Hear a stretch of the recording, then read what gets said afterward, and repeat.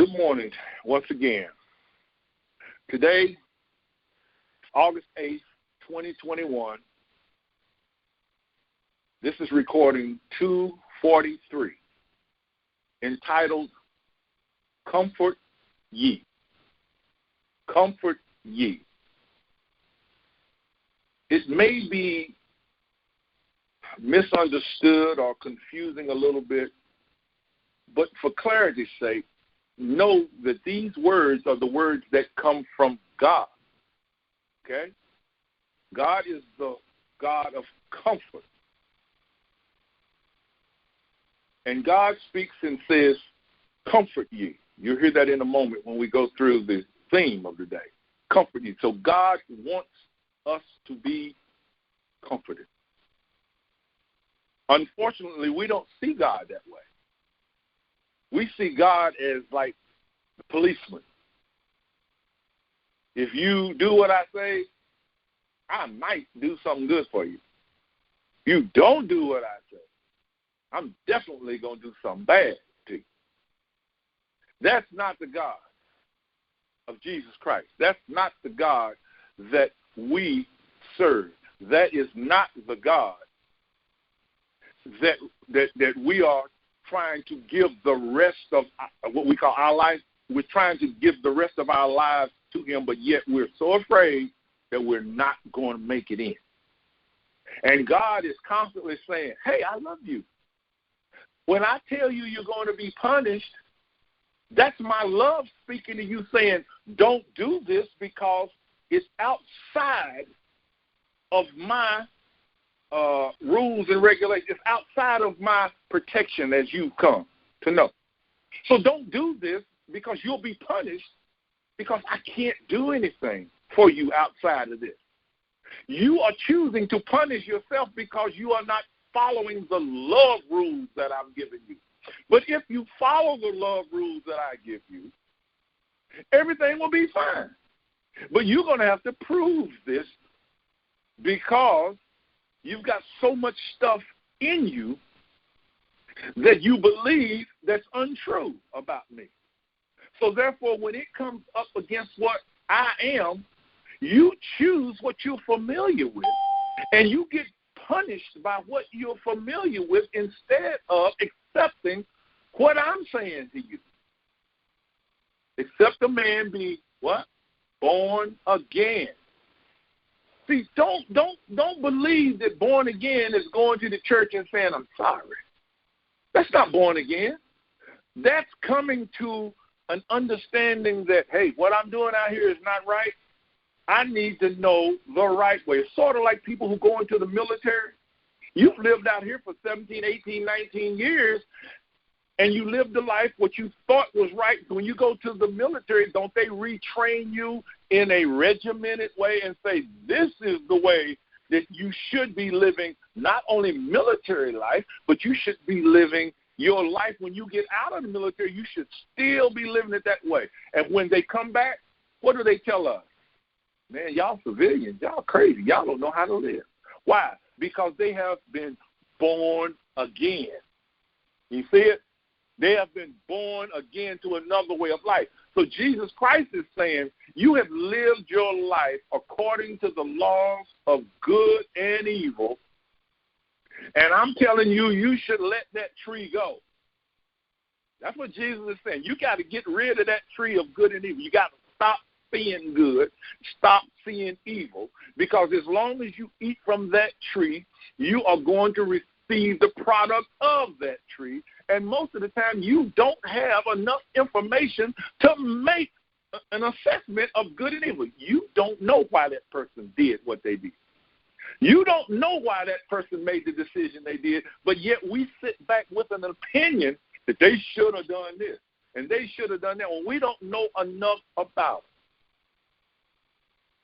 So what do? Father, teach me how to be born again.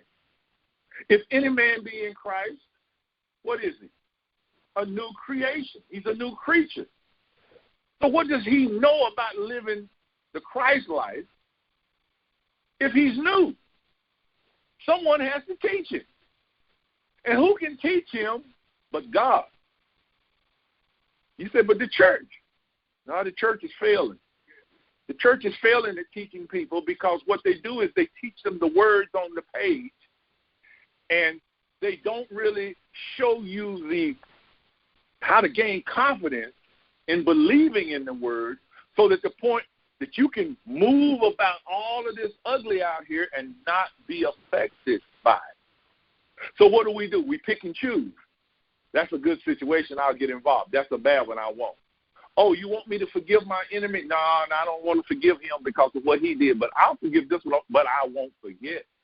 So if I don't forget, I didn't forgive, did I? Because every time I see you, what do? I'm reminded of how much you did to me. And yet God is saying, with my last breath on the cross, what did I say to those who were seen to be my enemies? Father, forgive them, for they know not what they do. Why was he saying that? Because he had become born again, and he had achieved that one thing that we desire. What is it? To go to heaven. Well, you can go to heaven today if you want to. I know you've been taught heaven is something that you live your life out as long as you can, and then you get down here to a judgment, and God is going to determine whether you get to come there, right? That's a lie. That's a lie. It said, except a man die, right? Except you lose your life, except a grain of wheat fall to the earth and die, it abideth alone. And if a man give up his life, if he give up his life in this world, he will be renewed to a life that is above all lives, that cannot be affected by anything. Wait a minute, what is he saying? He's saying if you want to go to heaven, you can go right now, and you don't have to die in the sense of the word that the world speaks of it. You die to the things of this world. If I die to the things of this world, then that means I got to be retrained in the things of a world that you're telling me is better than this one. And God is saying, that's right. Come unto me, all you that are struggling with this world. See, God did not choose some to be millionaires, some to be billionaires, some to live under bridges, some to be homeless, some to be slaves, some to be ridiculed. He didn't choose that. God said, I created all men in my image and in my likeness, and when you come unto me with a heart open to know who I am, I will destroy every one of those enemies that's holding you down. But you have to come emptying yourself. Key word, emptying yourself. Emptying yourself of what? Of this world that's full of trial and tribulation. God is saying, comfortably. Let's look at the scripture, Isaiah 41 and 2. Comfort ye my people. Speak comfortably to Jerusalem and cry to her, for she was filled with violence and she delighted in sin. And she has received from the Lord's hand double punishment for all her sins. Now, in all that I said right there, I guarantee you, if I leave you alone and don't explain this, you will focus on the last part of that scripture that says she has delighted in sin, and from the Lord's hand she has received what? Double punishment for her sin. See, that's what we're being taught. God is a punisher of sin, right? And I am a sinner. So therefore, every time I do something wrong, I'm going to get punished. And if I delight in it, I'm going to get punished doubly. And there's an inference in there that says, God is the one that's punishing me. No, he's not. If God were the one that's punishing you, why would he tell you, comfort ye? See how he starts it out? See, we don't pay any attention to that. He's telling you, comfort everybody that you see. You mean comfort the murderer? Yep. You're not telling him do good in murdering. You're seeing him as God created him. The liar, the drunk, the alcoholic, the manslayer, the property stealer, the government officials is doing wrong. He's saying comfort them. How? By not having an opinion about them. You mean what? Before you came to the church, did you have an opinion about things? Come on now. Yes, you did. You had a good opinion, didn't you? And you had a bad opinion. Now you come to the church, and God tells you, die to those opinions, die to the ways that you've been living. And what did you do? You said, no. I come down here and I tell you, God, I'm sorry for what I did, but I'm going to keep my opinion. So what happened? Isn't that the old man? God says, let your opinions go. Now, I come to tell you, you can go to heaven. See, I'm putting this on tape, and it's going to live immortally because what? It's on tape. I can't take it back. I don't want to take it back. Why? Because I know it's the truth. You can go to heaven today. How? Stop having opinions. Oh, that's going to be hard. I know it's going to be hard. But you know what? I'm going to help you. I'm going to know the truth about you when you keep having opinions. Did you get that? Did y'all get that? I'm going to help you get that. Why? Because you belong to me. You're mine. You've been put in my hand, and I'm not going to lose you. Why? Because I have a blessed assurance. What is the blessed assurance? Jesus is mine. What he has given me cannot be plucked out of my hand. See, that's what faith is. People keep saying stuff like, pray for me, Reverend, to have faith. I can't pray for you to have faith. Why? Because you've already been given faith. You were given faith when Jesus Christ was created you. When he made you visible, he came with everything he had inside you. So therefore, faith is the substance of your makeup. To put this practically, go bake a cake. When you go bake a cake, you know all of the ingredients. You know all the measurements. You know how to set the oven. You know how to mix everything. So you are assured. You know what that cake is going to end up tasting like and looking like before you pour those ingredients into the bowl or the baking thing and put it in the oven. You already know the end result. That's what faith is. It's an assurance. I have an assurance within me that what God has given me will bake up to my expectation. So what then can keep the cake from coming out the way it should? I keep opening the door and looking at it and let the heat out. If I keep walking around and remember we used to say, don't be jumping in it. If I jump, cake will fall. Okay. So what is my assurance? See, that's what faith is. Faith is not something you build. You need to take that word faith and you need to turn it into, this is the assurance that I have. What? That if I keep my negative thoughts, which are good and evil, if I keep them out of my head, hello, what's staying in my head? The only thoughts that I have about God. Remember Jesus said, it is not I that doeth the work, It's the Father that doeth the work.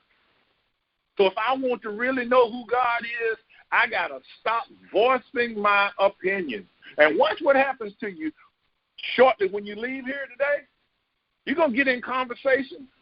As soon as your opinion starts rising up in you, you're going to remember me. Now, you may go ahead and give that opinion, but you're going to remember what I said, and you're going to say, I need to shut that down. Now, you can go ahead and give it out if you want to, because if you give it out, you're feeding death. You're throwing rocks. You're throwing nails. You're throwing potholes. You're throwing those things.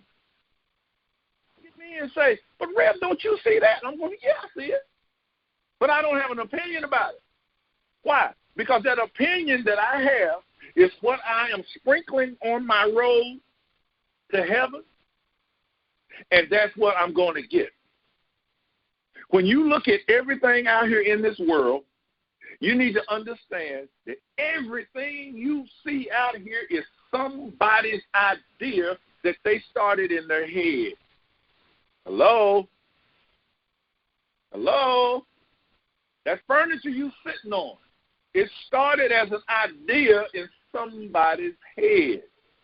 That car that you're driving started as an idea in somebody's head. But once they stayed with it, they made it what? Visible. And when it became visible, all eyes looked upon it to be able to make a good or a bad opinion about it, didn't it? But if I look at a Nissan Sentra, who cares whether I think it's ugly or nice? I can just decide, no, that's not for me, right? And that's the end of it. Why should I be trying to persuade you that all Nissans are bad?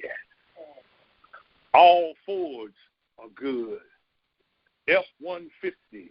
If you drive a Ram so-and-so, you got a bunch of junk. Who gave me the authority to do that? I don't care what you drive. As long as it gets you from here to there. And guess what? When you go by the maintenance shop, what do you see in there being worked on? F-150, Ram, Nissan, Toyotas, you with me? Lexus, Mercedes, Continental. You see them all in the base shop. Why? That's how the man makes his living. That's how he makes his money. If he made you a car that didn't need any maintenance for 10 years, he can go broke. Hello? Comfort ye. Here we go, y'all. Comfort ye. Comfort ye, my people. Speak comfortably to Jerusalem. Cry out to her. Cry out to her what? Sin not. Don't delight in sin. That's what you're supposed to be saying. So how do I do it if you don't want to hear it? I go in my head, and when you start telling me an ugly story, I'm just sitting there going, yeah, I hear you. But I'm not letting that story in my head because it's my responsibility to help you. And if I don't let that story in my head, I can help you. But if I let that story in my head, when I see that person or that thing that you're talking about, I'm going to be reminded of the opinion that you gave me, and I got to get past that opinion before I can even try to help you. So I don't want you to tell me who did you wrong. You can tell me I was done wrong, but don't tell me who did it. Because either one of them, both of them, I'm going to throw them both in the trash can as far as you being harmed by what this person did. I'm going to comfort you. When you come to me and say, Rev, I need you to pray for me, I'm going, got you. Why? Because I have the assurance that God hears me. Comfort ye, Jerusalem.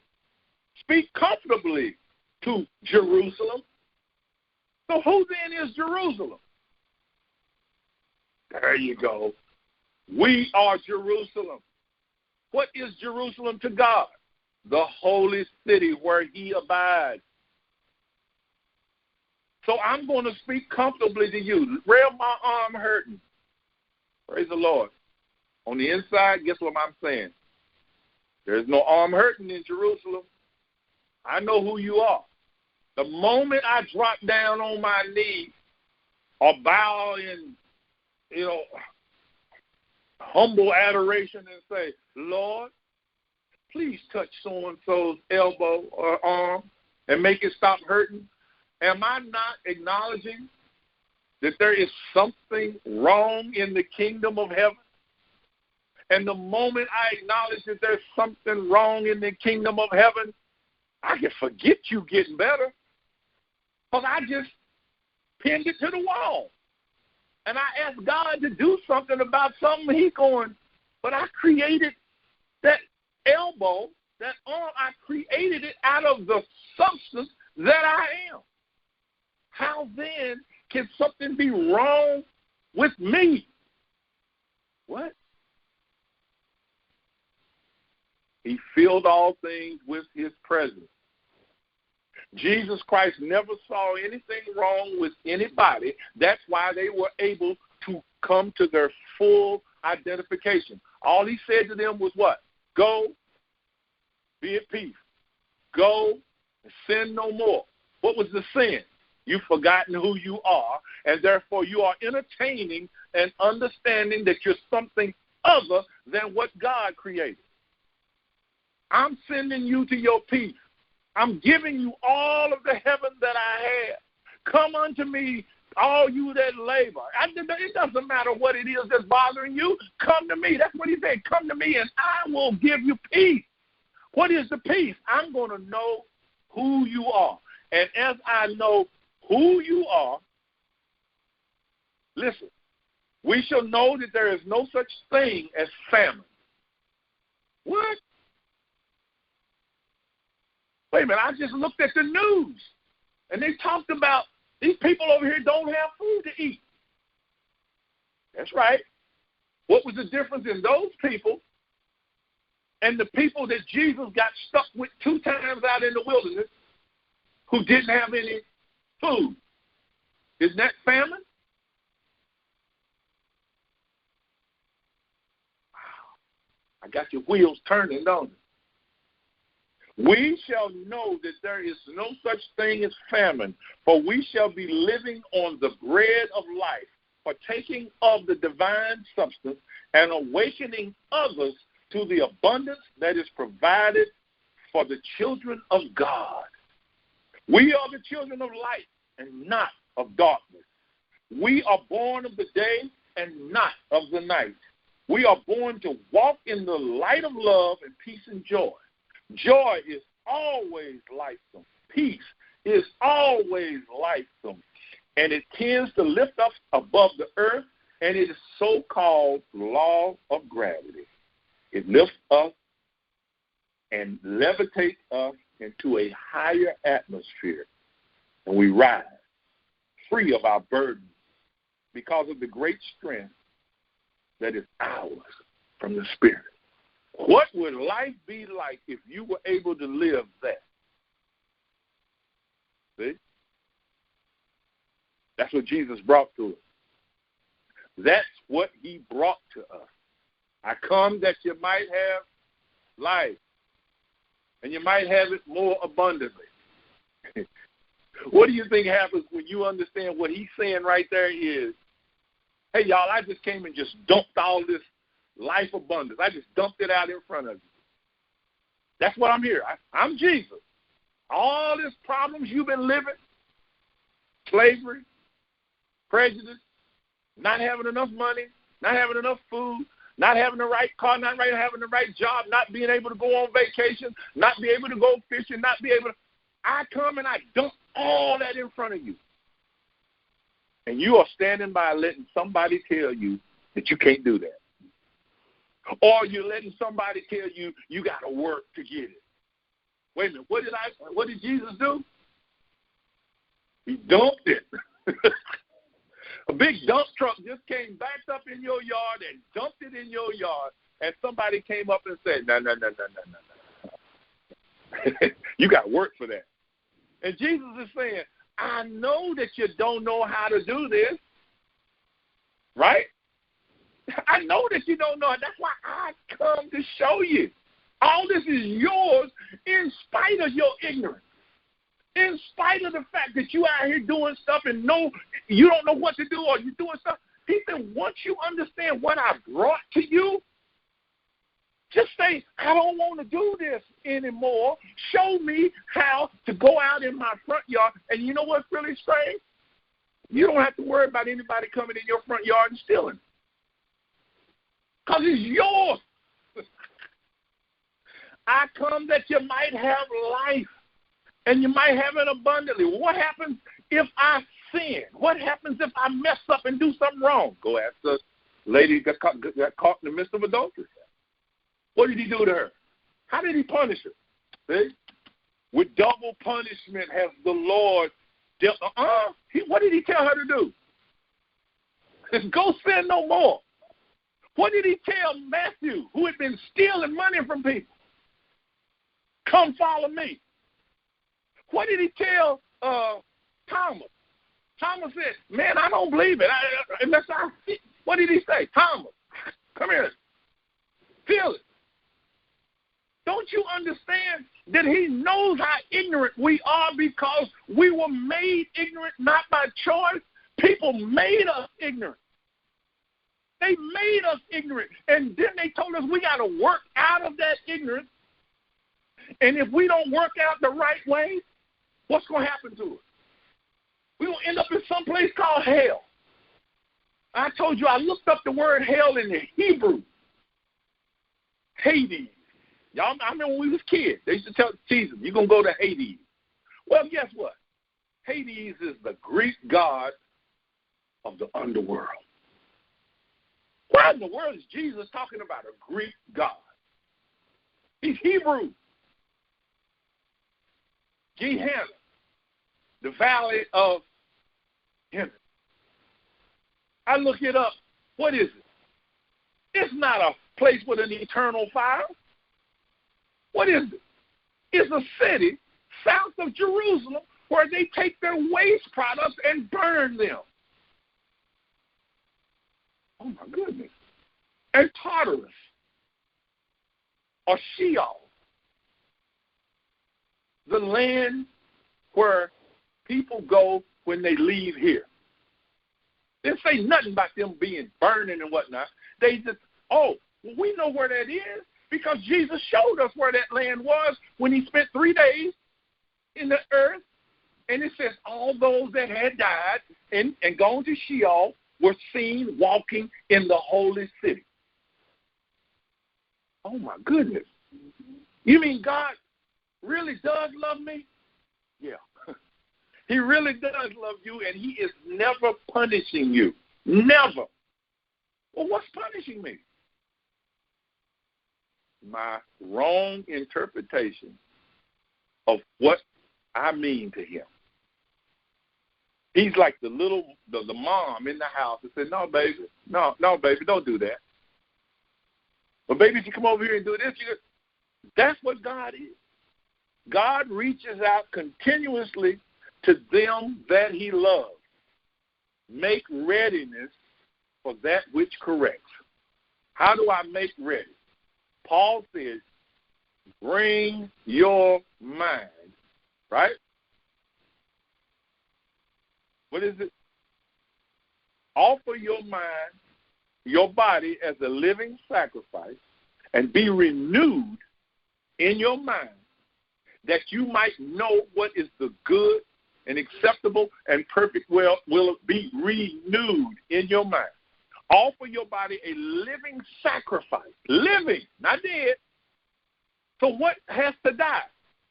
My personal opinions about things. Because they're clouding up here. Heaven is in your head, y'all. God says, keep your mind stayed on thee, and I will show you. Jesus said, it's the Father that doeth the work.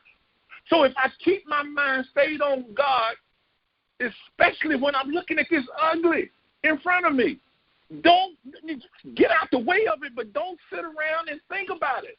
Because if you're thinking about it, look what you're thinking. You're thinking in the holy place. And God is saying, how can two walk except they agree? So what am I to do? There's a voice of him that cries in the wilderness in Isaiah 40:3. Prepare the way of the Lord. Make straight in the desert a highway for our God. Those of you who travel from here to Beckley, do you remember when they were building the new highway out there? And it was nothing but dirt. You had to come through Leicester. And you looked up on the hill and you saw the dozers up there moving dirt and whatnot. What were they doing? They were preparing a way from Slab Fork into Crab Orchard. You with me? And all you could do is keep going through Leicester until they told you it was open. And when you went up there, you made that left turn, and you had a 4-lane going from Slab Fork into Crab Orchard. But you could look to your right, and what did you see? Those that were working back towards Mullins. Now you can go to Mullins, or if you live in Mullins, and get on it there and travel all the way from Mullins into Crab Orchard. This is what the voice is saying. You got a bunch of evil opinions, good and bad, in your head. He's saying, cast them out. Don't have an opinion about anything. Just decide what you're going to do and what you're not going to do, and don't sit in conversation with people because they can affect you. So therefore, the voice of him that cries in the wilderness, prepare the way of the Lord. What am I doing? I'm in the attic, and I'm throwing out heirlooms now. But they mean nothing. I'm in the basement, and I'm bringing up stuff that's been down there, and I'm throwing it out. Why? Because it has not worked to this time.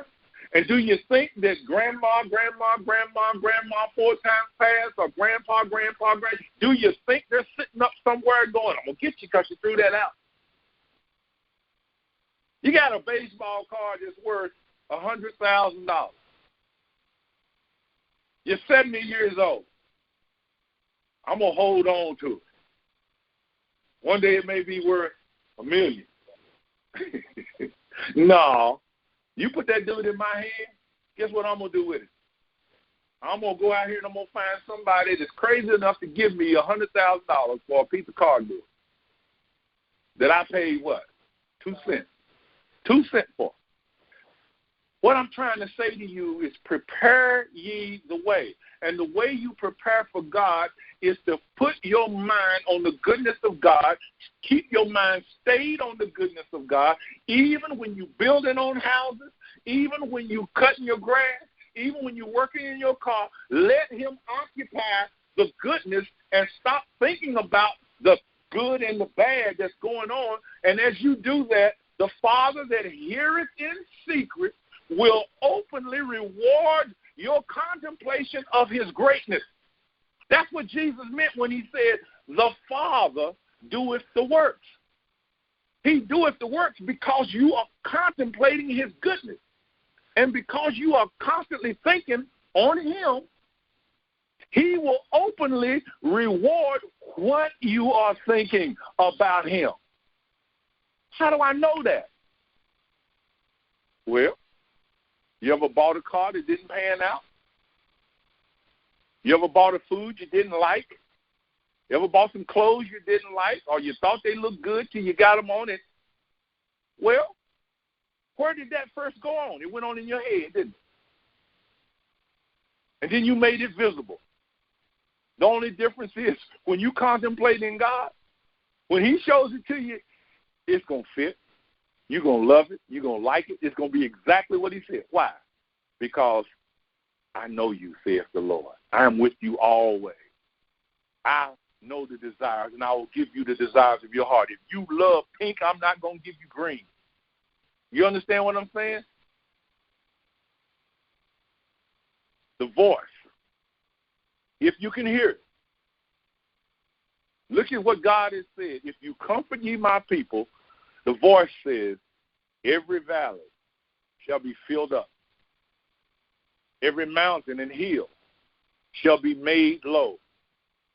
And the steep place shall be made straight, and the rough places smooth. What is he saying to you?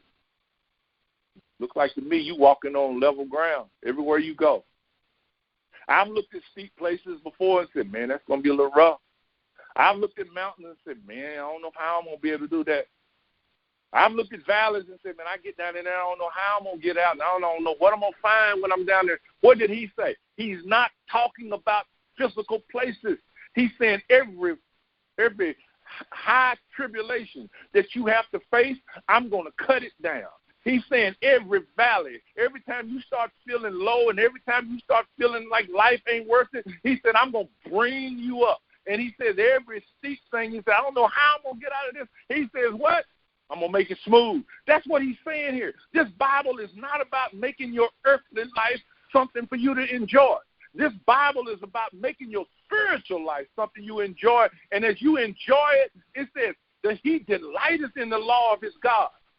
When you love the law of your God, you think about it. The way you used to think about that woman when you first decided, I want her to be my wife. Or the way the woman used to think about that man and say, I just want him to be my husband. That's what God is saying. Think about me that way.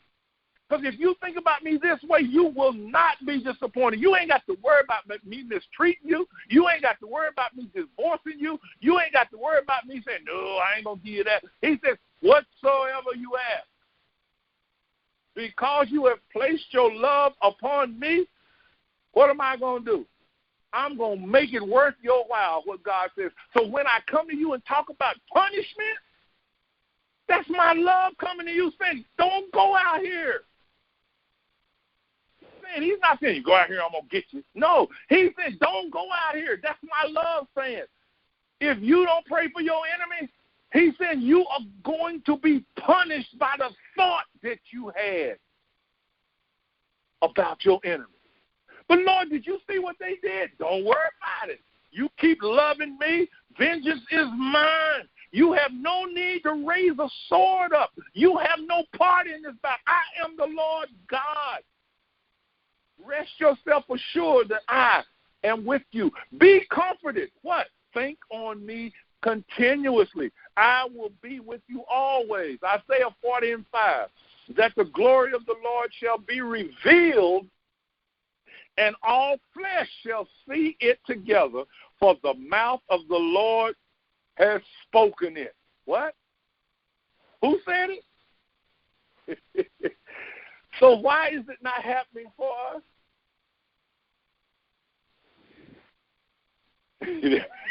We don't believe he means what he said. So therefore, I got to do something. Like the lady said, the Lord didn't give me nothing to go by. What? He didn't give you nothing to go by. Yeah, right. She was right in a sense. You know what it was? She saw the pages. She saw the words written on the page. He who dwells in the secret place of the Most High shall abide under the shadow of the might of the Almighty. He shall not be afraid of the terror by day, or what the arrow that flies by day, or the. You see what I'm saying? She saw those words on the paper. Did they not take root in heaven? Where is heaven? Heaven is within. Jesus came and told you your good is within you. Why are you trying to get it out here? So how do I get it? I die daily to the things that are going on. It simply means I have no opinion about the things that are going on. I don't have an opinion about them. I keep my mind stayed on the love of God until it clicks. Clicks. What's the best way to get it clicked from God? When you first wake up in the morning, just lay there and go, I am. I know it sounds crazy. Do it. Watch what happens. Before you get out that bed, just go, I am. I am. I am. I am in the presence of the Lord. I am walking in the path of I am. Do it. When you get tired of doing it, get on up. If nothing happens, get on up and go back your day. In the middle of the day, stop. Do it again. Nothing happens, don't worry about it. When you get into bed at night, when you lay your head on that pillow, go, I am. I am coming to you, Lord, for I know that you are receiving me. I am. I am. I guarantee you, if you do this consistently, you will feel, at some point, you'll feel the moving of the Spirit. It'll move on you, and you'll go, what is that? You've done it. You have climbed the mountain, and now God is letting you know that he's there. What have you done? You have awakened your spirit to listen for the voice. I had a young man tell me the other night. He said, man, something just happened in my back, right around my shoulder blade. I said, okay. He said, man, I'm burning like you wouldn't believe. What is that? I said, well, in spiritual language, you opened up a chakra. There are 7 chakras that they say are in our body. You just opened one. He said, a chakra? I said, yeah. I said, you know that thing that you talk about when your legs get hot and whatnot? He said, yeah. I said, that's one. In your leg. One is right there where what do you call it? The what? Your hip bone. One in the middle of your back. One up around your throat. One between your eyes. And one in the top of your head. They open. I can't explain them. I won't try to explain them. But I know what they are. That's a good thing. I said, bro, just keep on with the I am and watch what happens. Why? The mouth of the Lord has spoken it. I am with you always. Get this, y'all, there is nothing you can do to separate you from God's love. You mean even if I mess up over here? Yeah. Get up. What did he tell Joshua? Get up, dust yourself off, man. There's sin in the camp. Let's go find the sin, cast it out, and get back on. There's nothing you can do to separate you. That's what Paul said. I'm fully persuaded. Isaiah 40:9. Oh, Zion. Guess who Zion is? That's the holy mountain of God. Oh, Zion, that brings good things. Get you up the high mountain. Oh, Jerusalem, that brings good tidings. Lift up your voice with strength. Lift it up. Be not afraid. Say to the cities of Judah, behold your God. Behold your God. As I close, Jesus Christ. Well, let's just listen to Paul. Paul says, for God, who commanded the light to shine out of darkness, has shined in our heart. Shined. Now, this going to has shined. I'm telling you, everything you're living is already in your front yard. Has shined in our heart to give the light of knowledge of the glory of God in the face of Jesus Christ, of whom the whole family in heaven and earth is named. What? The whole family in heaven and earth? Am I part of that family? You bet. That he would grant you, check this out, according to the riches of his glory, to be strengthened with might by his Spirit in the inner man, that Christ might dwell in your hearts by faith, that ye, being rooted and grounded in love, may be able to comprehend with all saints what is the breadth and length and depth and height, and to know the love of Christ, which passeth knowledge, that you might be filled with all the fullness of God. Oh, my goodness. That's Paul. That's Paul, a man who was killing people. Are you getting my point? This is a man that's killing people, and God taps him on the shoulder and said, come on over here, Paul, and be born again. Oh, Lord, you see the things Paul, I know your heart. You belong to me. Now listen to what Jesus said. Let not your heart be troubled. You believe in God? Believe also in me. I am the living bread which came down from heaven.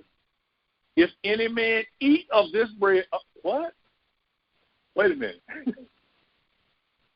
I got sin on me, and he's telling me to eat.